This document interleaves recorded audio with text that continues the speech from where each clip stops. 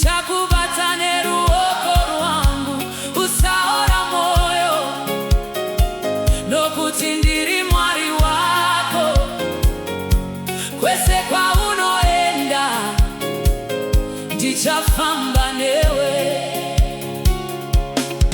Kana makore asviba pamusoro pangu, kana nzira dzikaoma kufamba, ndinosimudza meso angu kuna Mwari nokuti havandisiyi ndiri ndega.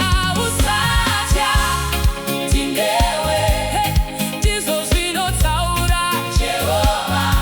Ndichakusimbisa, ndichakubatsira, ndichakubatane ruoko rwangu usaora moyo nokuti ndiri Mwari wako kwese kwaunoenda ndichafamba newe.